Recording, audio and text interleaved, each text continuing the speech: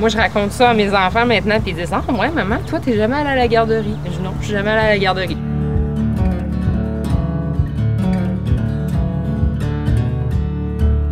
Je m'appelle Janie Côté. JP, c'était mon grand-père, Jean-Paul. Dans ma tête, j'ai jamais été destinée à être la relève agricole. Je voulais être vétérinaire depuis que je suis tout petite que je veux être vétérinaire. On a des animaux, j'adore les animaux. J'ai fait une semaine à l'Université Laval, j'ai dit, moi, je m'en vais. J'aime pas ça. Puis quand je suis arrivée sur la ferme, mon père dit, t'avais pas des cours après-midi, toi? Je dis, ouais, mais j'y vais plus. J'y vais plus à l'université. Fait qu'elle dit, ben, occupe-toi des vaches d'abord.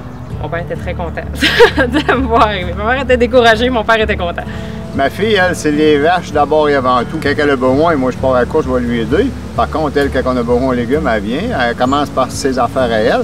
Mon garçon, la mécanique, l'entretien, les champs, c'est sa priorité à lui.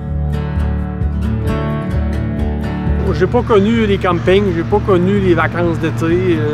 Nous autres, les vacances d'été, c'est de travailler à la ferme. Puis travailler, c'était d'aller à l'école. Quand j'allais à l'école, je tombais démoralisé quasiment. J'avais hâte à l'été, j'avais hâte à la fin de semaine, j'avais hâte au soir. On arrivait de l'école, on lançait le sac dans le coin, puis on allait faire notre besogne. Je manquais des jours d'école pour aider. Mes parents n'ont jamais été trop regardants là-dessus.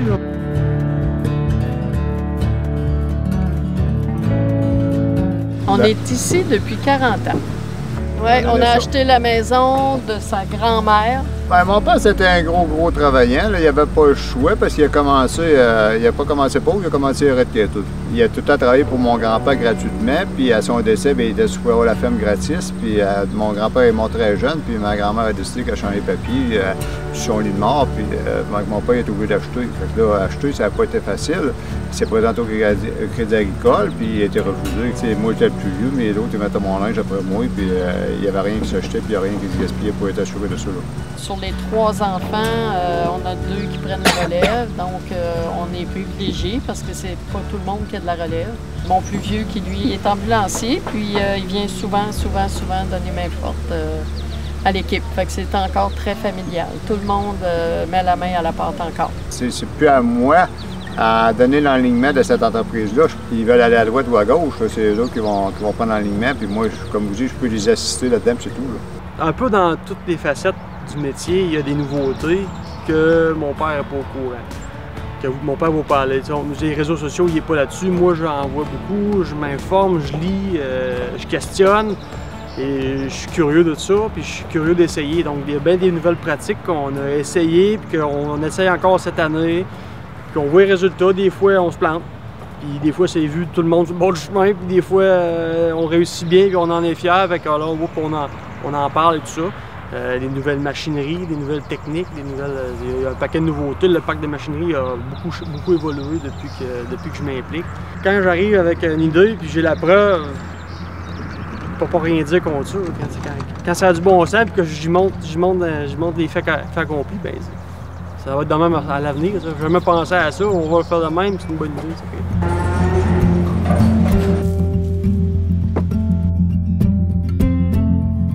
Moi, je me projette, mettons, dans 20 ans. C'est comme le rêve, si on veut, d'à peu près tous les producteurs, d'avoir ces enfants qui arrivent et qui disent hey, moi, oui, l'entreprise que tu as bâtie, sur laquelle tu as travaillé toute ta vie, ça m'intéresse de la reprendre, de l'amener à un autre niveau, de la continuer, puis de la perpétuer dans le temps. Je pense que c'est le rêve d'à peu près tout le monde. Ce matin, on a fait écraser les champs de cocon de maïs à terre. J'aimerais ça.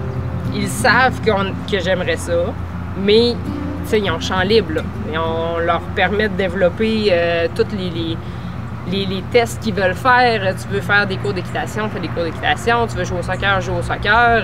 Tu veux nager, nage. On lui laisse comme plein de développement potentiel pour qu'ils apprennent à voir ce qu'ils aiment, ce qu'ils n'aiment pas. Mais on se permet de leur montrer les beaux côtés aussi. Là, on est capable de prendre une après-midi pour aller à l'école avec leur classe, pour à la bibliothèque, par exemple. Moi, je dis Angélique, écoute, je suis là après-midi, je dis pas, j'arrive à l'école, puis quand les professeurs demandent un parent volontaire, ben on essaye de se rendre disponible. Puis eux, ils font 1+1 à un moment donné, ils disent ah oui, ma maman, elle travaille pas dans un bureau, elle travaille dans un champ, puis à un moment donné, elle est capable de dire après-midi, je m'en vais à l'école. Ils font le lien de ça. Là. Si les petits-enfants, parce que là, tout le monde me dit on souhaiterait bien qu'ils prennent la relève, on ne sait jamais. Là, on sait pas. On les obligera pas non plus, ça c'est sûr. C'est mon rêve. C'est mon rêve de leur laisser ça, comme mon père nous le laisse. Parce qu'on ne se cachera pas que s'établir en agriculture, c'est difficile, mais quand ton père te laisse, puis qu'il continue de t'aider comme il fait, ben ça donne un sacré coup de pouce. Fait que moi, je rêve que mes enfants disent à un moment donné, ben oui, c'est le fun, j'aime ça, puis on bâtit, puis on bâtit ça, puis on a grandi, puis je vais faire comme mon père fait, je vais y aller tête baissée, puis je vais faire tout ce que je peux pour lui donner une bonne élan pour qu'il continue, parce que notre patrimoine agricole, il faut le maintenir, il faut que tout ce beau monde-là qui passe sur le chemin le dimanche matin, là, il faut qu'il mange. Et nous autres, on a une autre réalité, on travaille fort, mais il faut nourrir le monde, puis ça va toujours en prendre des agriculteurs. C'est un maudit beau métier, c'est un métier difficile qui comporte un lot de désavantages incroyables, mais combien essentiel. Tout le monde qui se lève le matin a besoin d'un agriculteur.